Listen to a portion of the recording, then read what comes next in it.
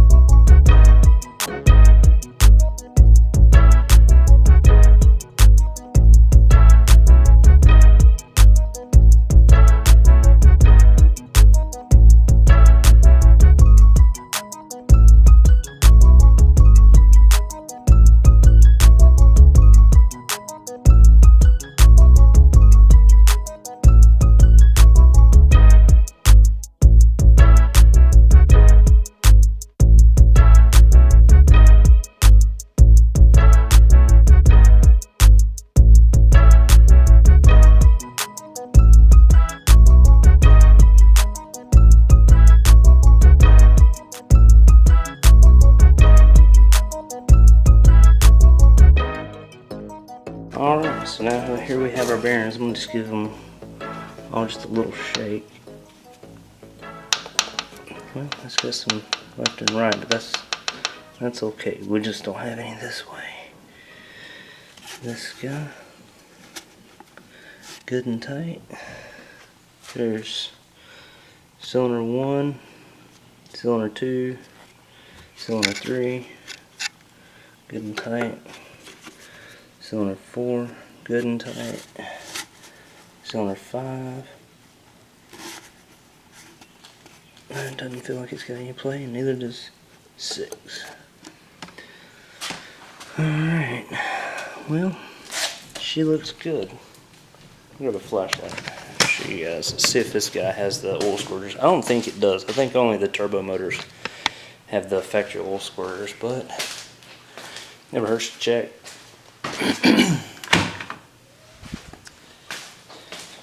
Got a little battery here. Excuse me.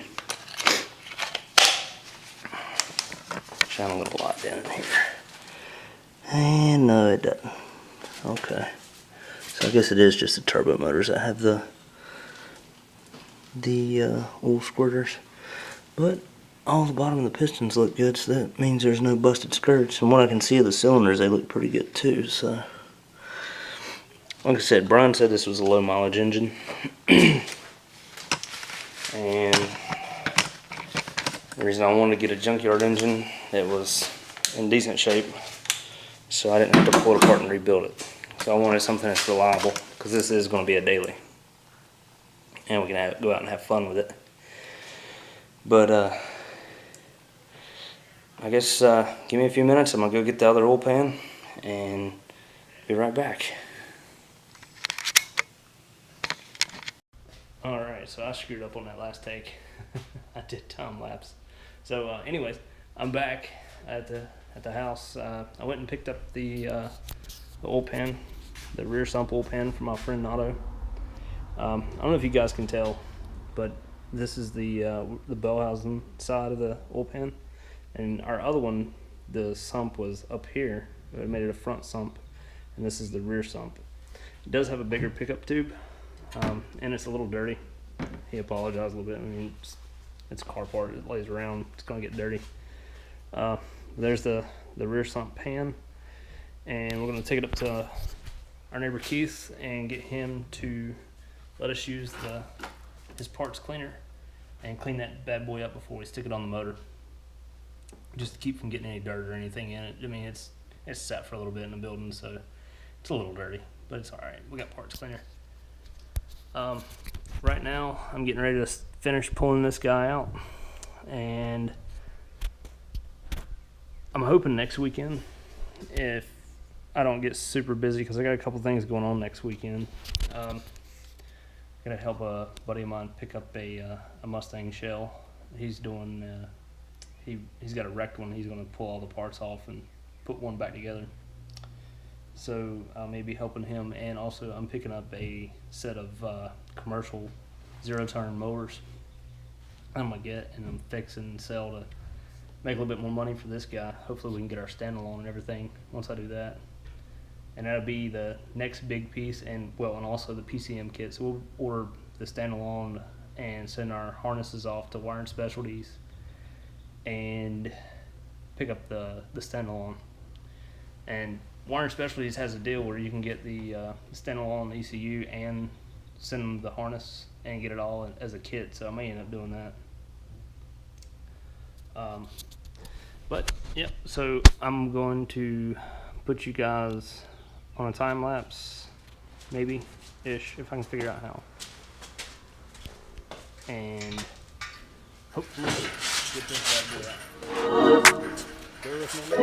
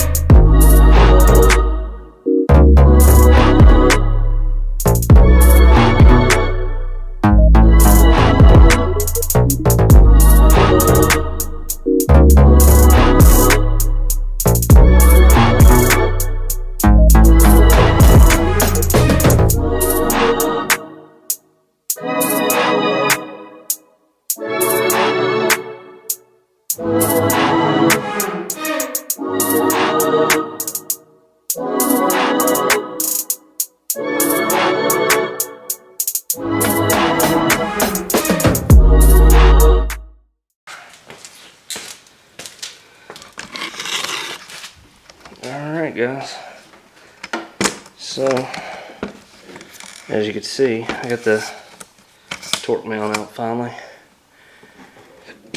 Now all I gotta do is just disconnect the AC lines and pull the drive shaft out whenever I pull it up. I'm not going to disconnect it from the rear end just yet because the car's a little bit low in the back, especially with it sitting on the jack stands up here.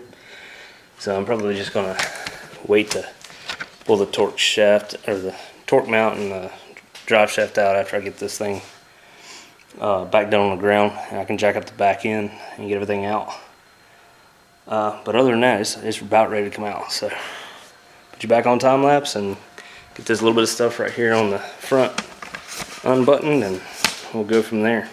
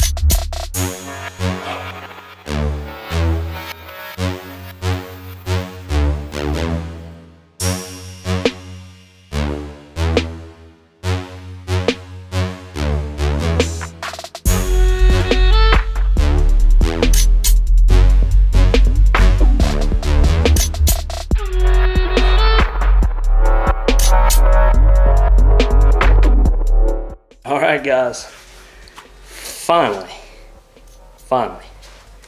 it is out. It is freaking out. But there it is. Once you get it out, you see there's a good bit of room in here.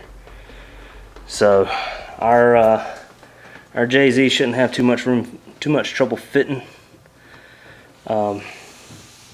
Like I said, once I get the rest of this stuff out of the front and get this bar out, this guy's in the way. Only other thing that really concerns me at this point right now is just the ABS pump.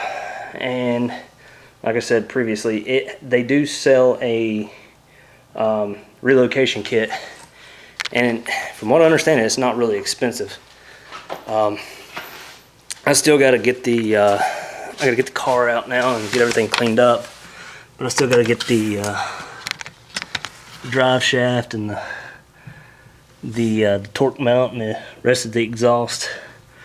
And that's kind of laying on the exhaust, which is the axle back part of it, and a lot of cleaning. So I'm gonna take a little break, eat some lunch, because it's already about 3 o'clock and I ain't ate lunch yet. And then we'll get back at it. We'll separate it from the transmission. I probably won't tear it apart today. I might finish stripping the accessories and the rest of the wiring harness and that kind of crap off of it. But I've got some friends that want to help kind of disassemble this engine and put their hands on it, kind of see the inside of a rotary. We're all kind of curious to see what it looks like in there, see what the damage was. But yeah, it's finally out. It is finally out. I will say this is probably ranks up there in the top 10 of horrible engines I've pulled in my lifetime. It ranks a good 3rd or 4th at least. And I've pulled some Volkswagen and Audi engines out. This one's up there. But I'm gonna take a break, let the camera charge, and I'll catch you guys in a minute. Alright guys, we got her out. It's finally out. So, engine bay is all empty. I got the motor pulled out. I got it sitting up here on the table to pull apart next weekend. So make sure you tune in next week to watch the motor come apart, see what happened to it. I definitely have a lot of extra parts left.